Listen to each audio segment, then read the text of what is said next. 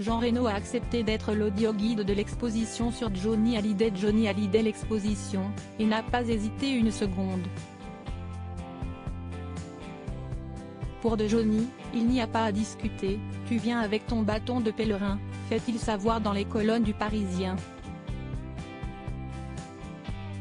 Un entretien fleuve dans lequel l'acteur raconte son ami et la douleur encore vive de sa disparition.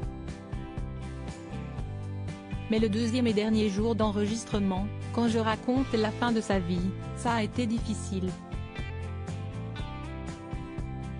Il y avait beaucoup de souvenirs. Son putain de cercueil. Comment imaginer que tout va s'arrêter, surtout lui. Tout le monde voulait y croire. Si est-il quand même fou, a-t-il ainsi livré? Mais si est-il aussi l'occasion de se souvenir des bons souvenirs?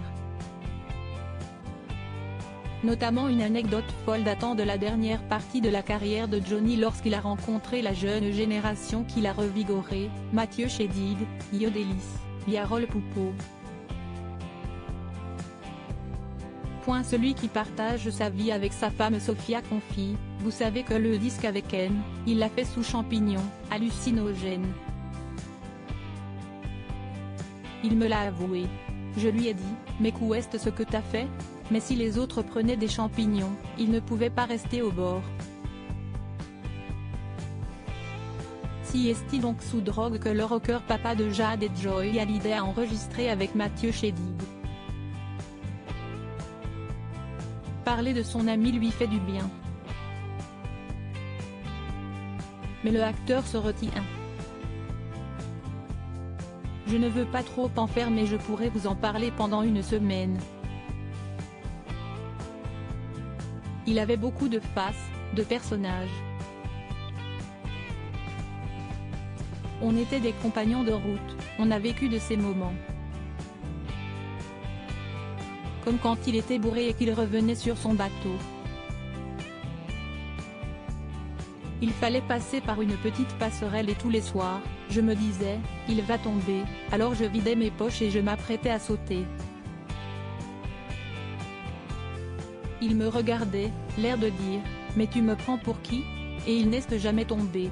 Ce n'est pas facile pour Laetitia lors de ses confidences aux Parisiens. Jean Reno revient aussi sur la guerre d'héritage entre Laetitia Hallyday et les deux premiers enfants de l'interprète d'Allumer le feu, David Hallyday et Laura Smet. Pourquoi vouliez-vous que je fasse du bruit? Si est-il une question privée, familiale? Qu'ou est ce que vous allez dire? Vous allez condamner, faire l'arbitre? Ce n'est pas mon style. Ce n'est pas facile pour Laetitia, ce n'est sans doute pas facile pour eux non plus. Mais le temps va faire rouler les cailloux au fond de la rivière et cela va se mettre en place, petit à petit, déclare-t-il.